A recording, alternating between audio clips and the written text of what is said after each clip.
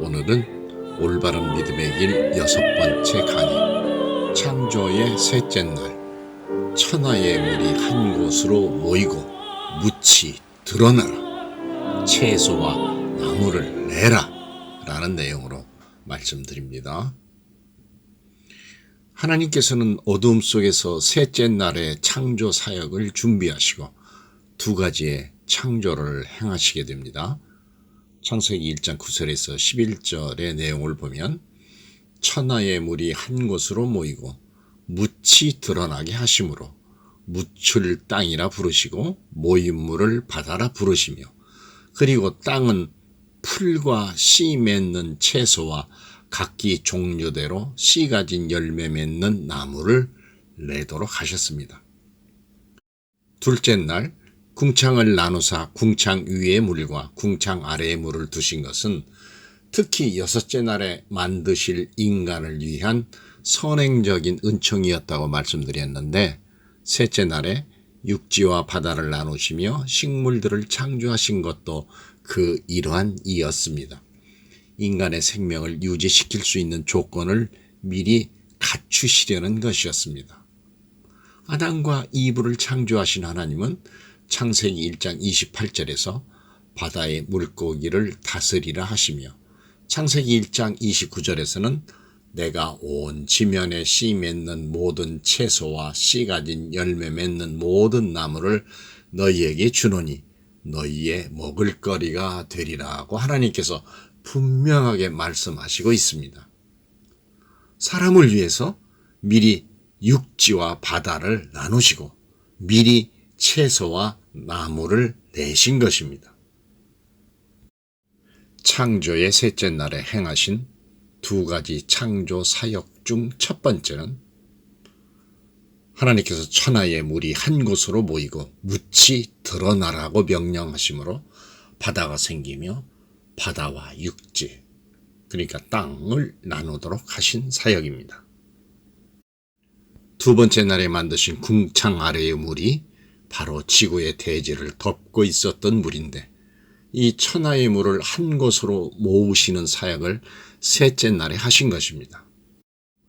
하나님은 물고기가 서식할 수 있는 바다와 모든 채소와 씨 가진 열매 맺는 모든 나무들이 자랄 수 있는 육지, 그러니까 땅으로 나누시는 사역을 하셨다는 겁니다. 즉 땅의 표면에서 물을 물러가게 하셨는데, 지열로 인하여 땅이 융기한다거나 내부가 냉각되거나 수축함으로 땅이 가라앉게 하심으로 물을 한 곳으로 모으시고 마른 땅, 묻이 드러나게 하신 것입니다. 육지를 만드신 것이죠. 그러나 오늘날과 같이 아주 높은 산들과 매우 깊은 바다 골짜기를 만드신 것은 아니었고, 둘째 날에 창조하신 물의 양을 감안하시어 물을 한 곳으로 모이게 할 만큼 땅의 높낮이를 조절하신 것으로 보여집니다. 소위 산맥을 형성하는 지각 변동인 조산 운동을 완만하게 일으키신 것이라 볼 수 있습니다.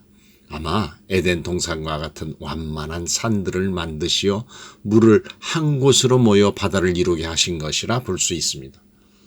그래서 오늘날과 같은 험준한 산이나 혹은 산맥들이나 굴곡이 깊은 바다들은 만들어지지 않았을 것으로 추정됩니다. 오늘날 지구의 험준한 산들의 모습과 바다 밑에 굴곡이 심한 것은 창조 초기와는 달리 노아의 대홍수 이후에 급격한 익스트림 현상 가운데 조성된 것입니다. 홍수 시에 대격변이 일어나 바다에서도 화산이 터지고 깊음의 샘이 치솟아오면서 바다와 육지는 뒤틀리고 큰 소용돌이에 빠지게 되면서 지구는 마치 쥐어찢기며 뒤틀어지는 현상으로 창조 초기와는 영 다른 모습으로 변한 것입니다. 창조의 셋째 날에 행하신 두 가지 창조 사역 중 두 번째는 하나님께서 먹을 수 있는 식물들과 나무들을 땅이 내도록 하신 사역입니다. 창세기 1장 11절에 하나님이 이르시되 땅은 풀과 씨 맺는 채소와 각기 종류대로 씨 가진 열매 맺는 나무를 내라 하시니 그대로 되어 라고 하셨고, 연이어 12절에 땅이 풀과 각기 종류대로 씨 맺는 채소와 각기 종류대로 씨 가진 열매 맺는 나무를 내니 하나님이 보시기에 좋았더라 라고 하셨는데, 각기 종류대로라는 말은 하나님의 창조시 모든 생물은 이미 독특하게 구별된 종을 갖추고 태어났음을 알려주시는 아주 중요한 말씀입니다. 각기 종류대로라는 말은 히브리어 레노미인데, 종류나 종을 뜻하는 말 민이라는 히브리어에서 파생된 말로 매 종류와 까마귀 종류, 개 종류와 고양이 종류 등 제각기 독특하게 구별된 종을 가리키는 말로 사용되었지, 결코 매와 까마귀, 개와 고양이의 조상으로 어떤 기본적인 소수의 종류를 뜻하는 말로 사용되지 않았습니다. 이는 같은 종에서 다른 종으로의 진화를 주장하는 진화론과는 다른 입장입니다. 각기 종류대로는 그의 종류에 따라서라는 의미로 한 종류의 생물로부터 종류가 다른 생물로 변화하는 것이 아니라, 그 종류는 변함없이 그 종류로 남아있다는 것을 밝히는 그를 의미하는 원어 자체가 분명하게 밝히고 있다는 것입니다. 창세기 1장에서 창조되어진 각기 종류대로 노아 홍수 시에 각기 종류대로 방주의 시로 보존하시게 됩니다. 종이 변화하고 진화한다면 굳이 각기 종류대로 승선시킬 필요가 없었겠죠?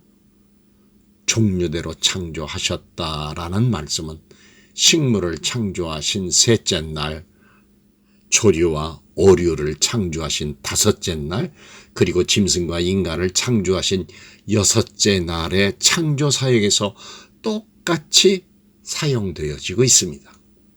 각기 종류대로라는 말은 창세기 입장에서만 10회나 반복적으로 사용되어지고 있는 매우 중요한 말씀입니다. 사람을 포함한 세상의 모든 것들은 다 각기 종류대로 지음을 받았습니다.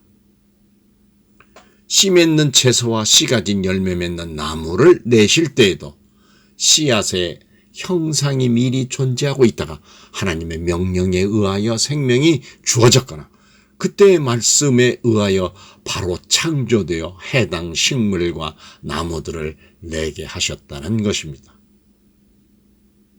어둠이 찾아오자 하나님께서는 넷째 날을 준비하십니다.